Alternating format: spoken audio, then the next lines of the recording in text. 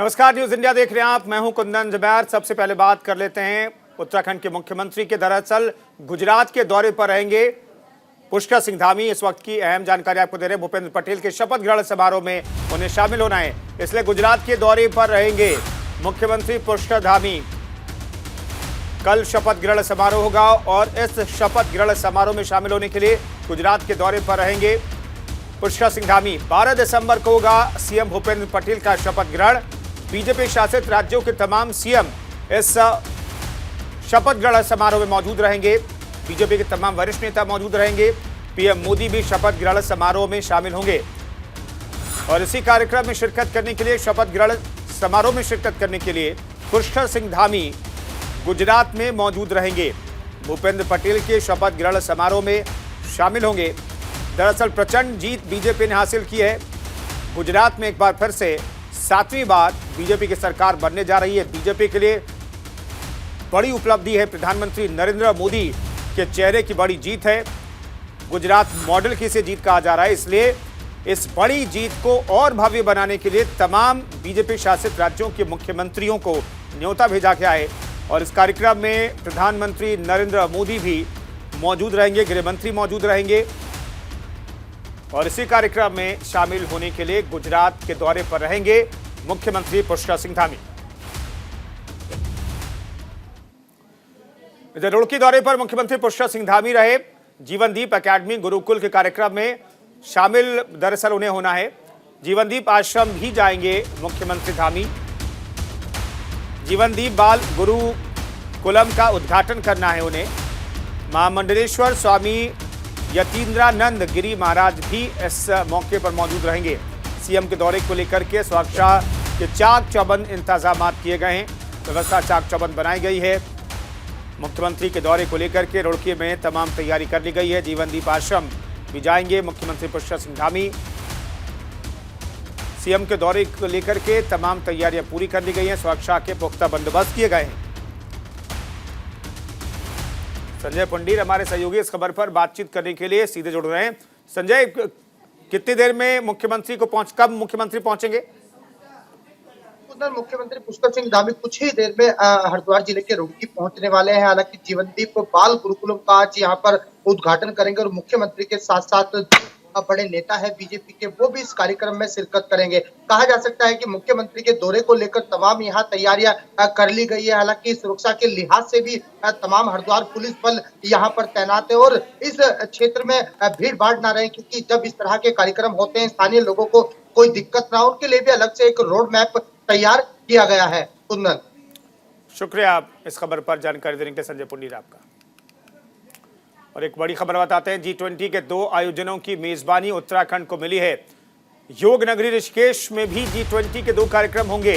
उत्तराखंड में नागरिकों की सहभागिता के लिए तैयारियां तेज कर दी गई है। G20 के 2 आयोजनों को उत्तराखंड में भी आयोजित किया जाएगा। दोनों आयोजन ऋषिकेश में मई और जून 2023 में होंगे। मेजबानी को लेकर के बीजेपी पदाधिकारियों की बैठक भी हुई है। इस वक्त की बड़ी खबर आपको बता रहे हैं। मेजबानी को लेकर के बीजेपी पदाधिकारियों की बैठक हुई है। बैठक का एक पूरा सत्र G20 के ऊपर फोकस रहा। G20 के कार्यक्रम यहां पर होने हैं और जिसकी तैयारियां अभी से शुरू कर दी गई है।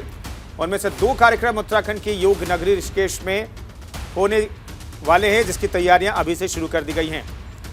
उत्तराखंड में नागरिकों की सहभागिता के लिए तैयारियां तेज की गई है। बीजेपी के तमाम बड़े नेता भी तैयारियों में जुटे हुए हैं। संजय पंडित हमारे सहयोगी इस खबर पर बातचीत करने के लिए जुड़ रहे हैं। संजय, ये क्या तैयारियां और 2 सत्र कहा जा रहा है कि यहां पर जो है G20 के आयोजित होंगे?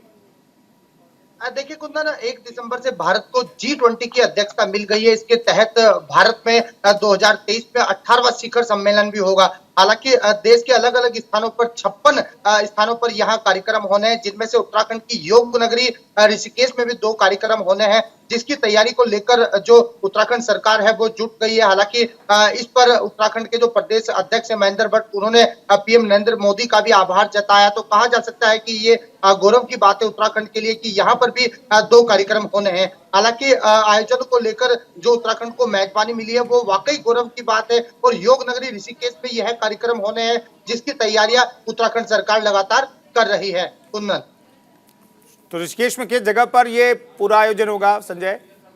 देखिए कुंदन, ऋषिकेश में यह कार्यक्रम होना है। हालांकि जो इसके लिए स्थान है वो भी चिन्हित कर लिया गया है और तमाम जो देश भर में ये 18वां शिखर सम्मेलन होना है इसके लिए देश भर के 56 स्थान चिन्हित किए गए हैं जिसमें 2 स्थान उत्तराखंड के ऋषिकेश में होने हैं। हालांकि G20 के जिस तरह से यह कार्यक्रम होने हैं इनको लेकर तमाम जो तैयारियां है वो पहले से ही की जा रही है। कुंदन, संजय बने रहिए, आगे भी आपसे बातचीत करेंगे।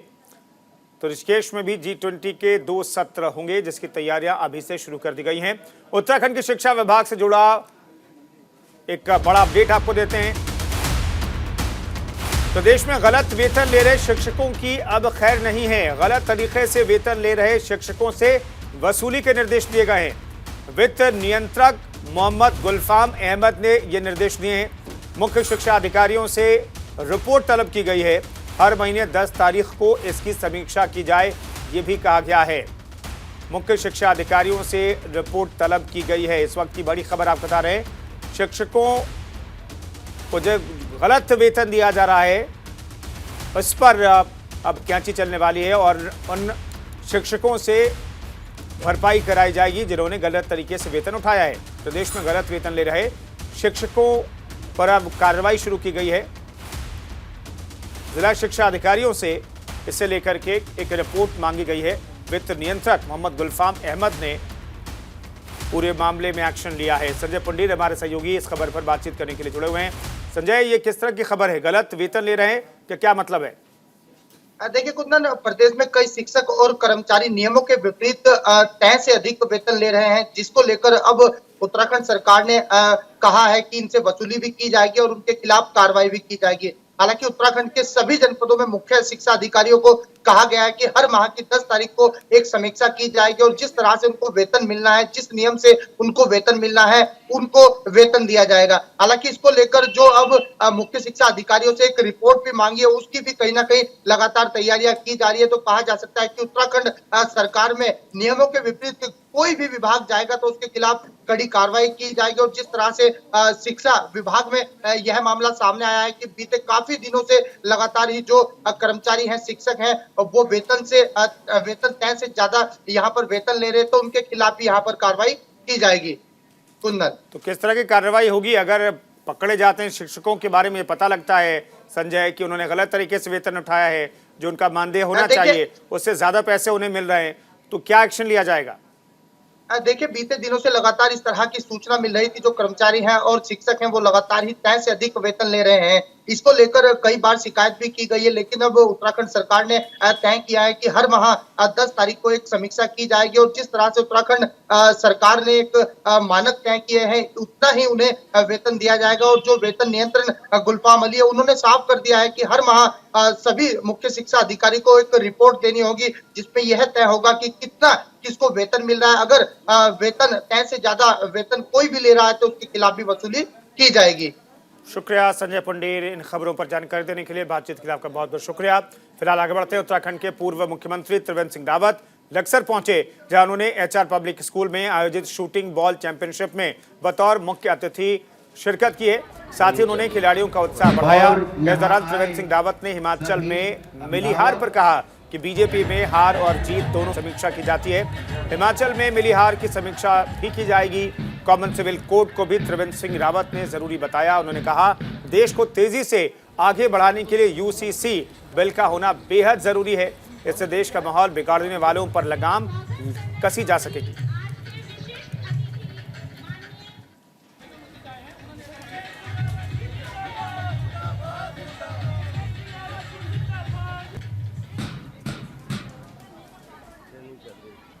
और यहाँ आए सभी अभिभावक,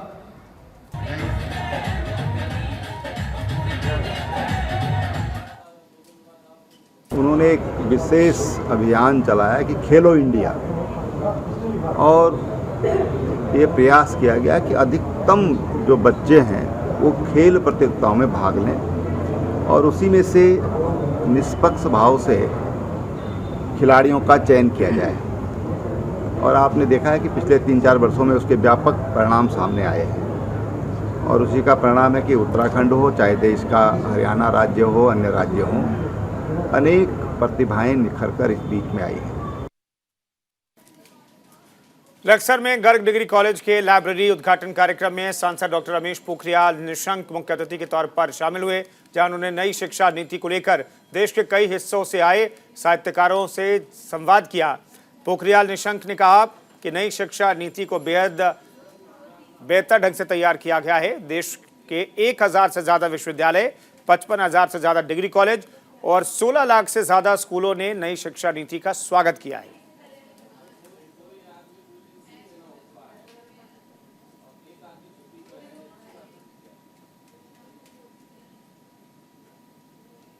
बच्चे तो सतत विकास का जो लक्ष्य है उसकी क्या संभावनाएं और चुनौतियां क्या हैं, ये पूरा वर्ल्ड इस पर काम कर रहा है। हम तेजी से इसमें आगे बढ़ रहे हैं। छात्रों को वर्तमान चुनौतियों का मुकाबला कैसे करना है उसको लेकर के निश्चित रूप में ये सेमिनार बहुत महत्वपूर्ण भूमिका निभाएंगे।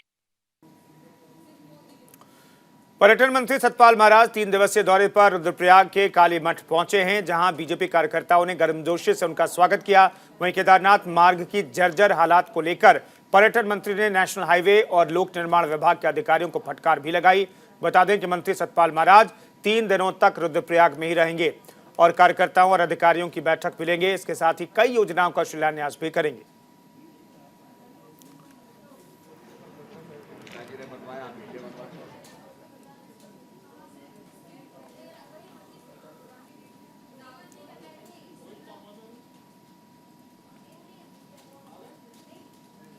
तो रुद्रप्रयाग के दौरे पर पर्यटन मंत्री पहुंचे हैं, जिसकी तस्वीरें हम आपको दिखा रहे हैं। उनका गर्मजोशी के साथ यहां पर स्वागत किया गया है। लेकिन लोक निर्माण विभाग और नेशनल हाईवे अथॉरिटी से जुड़े हुए जो अधिकारी हैं उनकी उन्होंने क्लास लगाई, क्योंकि सड़कें वहां पर टूटी हुई हैं। इस दौरे में विशेष यह है कि रात्रि प्रवास होगा और जो हमने काम किए हैं उनका लोकार्पण होगा, कुछ कामों का शिलान्यास होगा और इसके लिए पूरी हमारी सूची बनी हुई है। और क्षेत्र के अंदर पंचायतें हमने भवन बनाए हैं, तो उसके लिए भी हम लोग जो है शिलान्यास करेंगे पंचायत भवनों का। और विकास के काम जो हमने किए हैं उनका लोकार्पण कुछों का होगा, कुछों का शिलान्यास होगा। इस दौरे में विशेष यह है कि रात्रि प्रवास होगा और जो हमने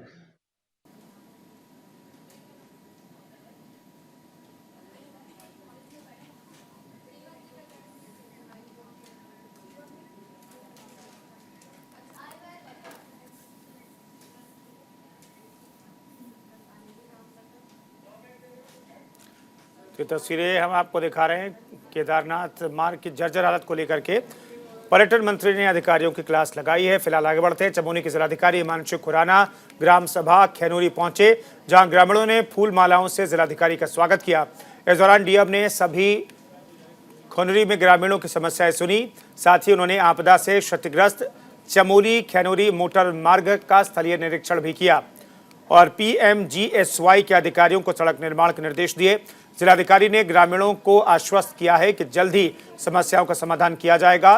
डीएम ने कहा कि सड़क सुधारीकरण के लिए आपदा न्यूनीकरण में शासन को प्रस्ताव भेजा गया है, इसे जल्द से जल्द स्वीकृत कराने का प्रयास किया जाएगा। इसको ठीक किया जाए, उसमें समय लगेगा और बड़ी धनराशि भी है, सरकार शासन को उसको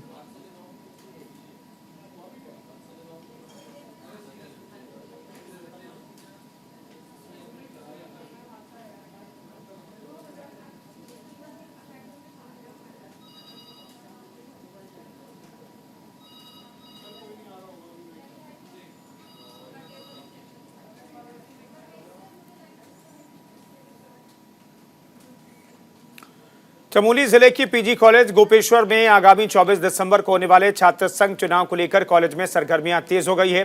छात्र नेता लगातार कॉलेज के छात्रों से मिलकर प्रचार प्रसार भी कर रहे हैं। कोरोना काल के बाद पहली बार आयोजित हो रहे छात्र संघ चुनाव को लेकर छात्रों में खासा उत्साह देखने को मिल रहा है। प्रोफेसर मनोज उनियाल ने बताया कि 24 दिसंबर को छात्र संघ का चुनाव होने जा रहा है, जिसे लेकर कॉलेज प्रशासन ने अपनी तैयारियां पूरी कर ली है। पूरी निष्पक्षता से चुनाव कराया जाएगा।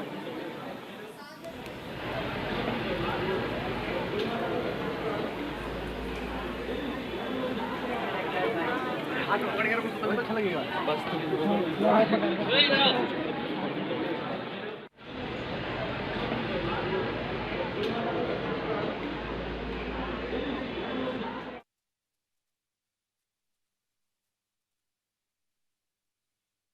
तरीके का चुनाव गोपेश्वर कैंपस में होगा। विद्यार्थी परिषद लगातार 2 वर्षों से जीतती आ रही है। इस वर्ष भी विद्यार्थी परिषद पूरे पैनल पर चुनाव लड़ेगी और भारी बहुमतों से चुनाव जीतेगी, क्योंकि हम वर्ष भर इस महाविद्यालय के लिए संघर्ष करते हैं, छात्र छात्राओं की समस्याओं के लिए खड़े रहते हैं, कंधे से कंधा मिलाकर काम करते हैं। इस तरीके का चुनाव गोपेश्वर कैंपस में होगा। विद्यार्थी परिषद लगातार 2 वर्षों की निश्चित हुई है शासन के द्वारा और विश्वविद्यालय के द्वारा कि 24 दिसंबर को संपन्न हुए निर्वाचन की प्रक्रिया, उसके लिए हम कार्रवाई।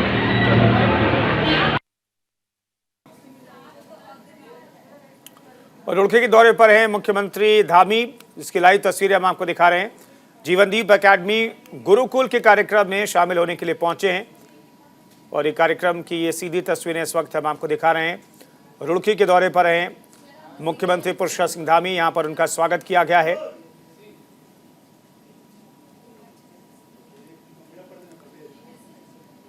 ये रुड़की से सीधी तस्वीरें हम आपको दिखा रहे हैं। सीएम धामी यहाँ पर एक कार्यक्रम में शिरकत करने के लिए पहुंचे हैं। लेकिन हमारे तो पिछले 35 साल से बच्चे के तौर पर और उसी नाते आदर सम्मान करते हैं, मान सम्मान करते हैं। हमें बड़ी खुशी हुई कि जिनको हमने पढ़ते फूलते देखा वो मुख्यमंत्री की कुर्सी तक अपने गौरव से पहुंचे हैं और आगे तो अभी और बहुत बड़ी मंजिल है। मेरी शुभकामना रहेगी। तो मैं भी मुख्यमंत्री जी का पहले स्वागत कर लेता हूँ, फिर कमेटी के लोग करें। माननीय अपने पूज्य गुरुदेव महाराज जी माननीय मुख्यमंत्री जी का स्वागत कर रहे हैं और उनका आशीर्वाद दे रहे हैं।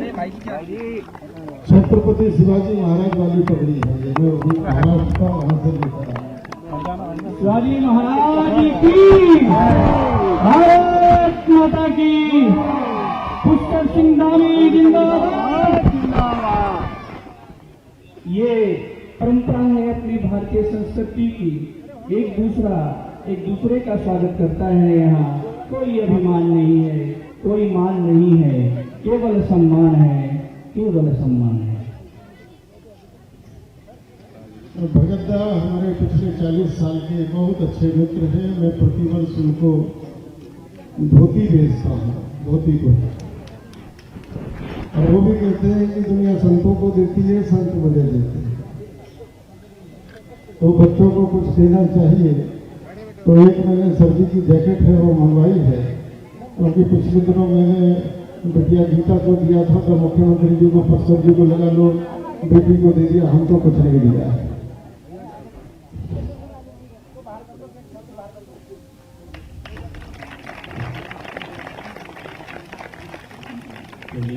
श्रीमती निशा अग्रवाल जी, मुनीष जी और मनोज गोयल जी आए, स्वागत करें।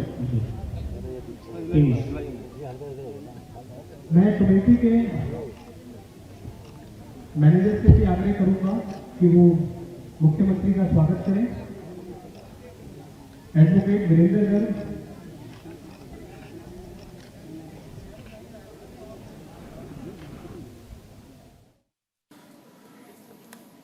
हरिद्वार के ज्वालापुर कोतवाली क्षेत्र में घर के अंदर से 9 महीने के बच्चे के गायब होने की सूचना से पूरे इलाके में हड़कंप मच गया है। परिजनों ने बच्चे के अपहरण के डर से आनन फानन में ज्वालापुर पुलिस को सूचना दी है। पुलिस अब पूरे इलाके में बच्चे की तलाश में जुटी है।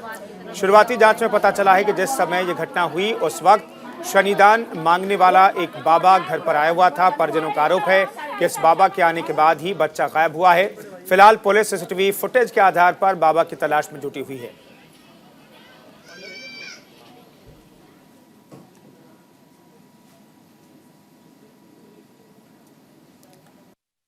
मोहल्ले से फोन प्राप्त हुआ था एक बच्चा चोरी होने का, तो इसमें कुछ सस्पेक्ट लोग के बारे में बताया भी गया है कि ऐसा देखा गया था वहाँ पर, और हमने कैमरे की फुटेज वगैरह दिखवा रहे हैं। तो इससे जो भी चीज़ आगे निकल के आएंगी इसके बाद ही आगे कार्रवाई हो पाएगी। लेकिन अभी तक वर्तमान में जो लग रहा है कि कोई ना कोई यहाँ पर आया, लेकिन जिस तरह से अंदर कमरा है और जहाँ बच्चा सो रहा था, तो कहीं ना कहीं कोई जानने वाले को रास्ता पता भी होना चाहिए, ऐसा लगता है। लेकिन ऐसा भी हो सकता है कि कोई अननोन आदमी किसी बहाने से यहाँ घूम रहा हो या भीख मांगने या कुछ अन्य चीज़ों मांगने के लिए लोग घूमते हैं यहाँ पर दान वगैरह के लिए, उसके द्वारा भी घटना करने की संभावना लगती है। बच्चा 8 महीने का है, वो इनके फादर यहीं लोकल ही काम करते हैं यहाँ पर। उसके बाद समस्त तहकीकात की जा रही है। इसमें डॉग स्क्वाड को बुलाया कि संभावना तलाशते हुए कि कोई किस रास्ते से गए हैं जिससे कि हमें थोड़ी मदद मिल पाए। अभी तो सीधे सीधे बच्चा चोरी हुआ है तो वही घटना, लेकिन इसके पीछे कहीं कोई जानने वाला ना हो या कोई ऐसा कोई षड्यंत्र के तहत ना आया हो, ये सभी पहलू है इस पर जानने के लिए। लेकिन अभी प्राथमिकता हमारी बच्चे को तलाश करने में। अगर बॉर्डर क्रॉस करना चाहते हैं किसी व्यक्ति से तो मामूली 1 से सवा घंटे में वो क्रॉस कर जाता है। सूचना टाइम से आती तो इसकी संभावनाएं ज़्यादा थी, और हम ये भी मान के चलते हैं कि जरूरी नहीं कि वो बाहर ही चला गया हो सकता है कि यहीं कहीं अन्यत्र कहीं और मोहल्ले या कहीं पर हो, तो सभी संभावनाएं किसी धर्मशाला में रुक गया हो, तो सारी चेकिंग अभी हम अभियान जो है शुरू कर रहे हैं। चमोली में उच्च न्यायालय के पीआईएल याचिका के अनुपालन करते हुए सहभागिता गोष्ठी का आयोजन किया गया, जिसमें धार्मिक क्षेत्रों, shopping complex, mall, hotel, restaurant, food park से जुड़े लोगों ने हिस्सा लिया, जिसमें लोगों को प्लास्टिक, ठोस कूड़ा अपशिष्ट प्रबंधन अधिनियम 2016 के बारे में बताया गया। अधिशासी अधिकारी ने लोगों से नियमों का सख्ती से पालन करने की अपील भी की है। साथ ही उन्होंने कहा कि सभी लोग सूखा और गीला कूड़ा अलग अलग रखें और कूड़े को खुले में न फेंकें, ताकि कूड़े का निस्तारण वैज्ञानिक तरीके से किया जा सके। मुख्य उद्देश्य यही था। उसका थोड़ा विकासनगर के शंकरपुर में जागरण लॉ कॉलेज के बाहर गुलदार दिखने से लोगों में दहशत फैल गई। लोग घरों से बाहर निकलने से डर रहे हैं। रिहायशी इलाके में गुलदार दिखने से वन विभाग भी हरकत में आया है। चौहड़पुर रेंज कर्मी गुलदार के हर मूवमेंट पर नजर रखे हुए हैं। पूरे इलाके में वन विभाग ने गश्ती बढ़ा दी है।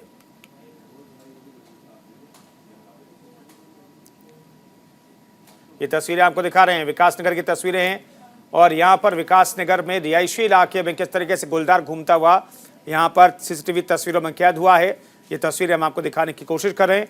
वन विभाग फिलहाल इस इलाके में गश्ती बढ़ा रहा है और इस गुलदार को पकड़ने की कोशिश की जा रही है। अगर ये जंगल में नहीं जाता है तो इसे ट्रैंकुलाइज करके रेस्क्यू किया जाएगा और फिर इसे जंगल में छोड़ दिया जाएगा।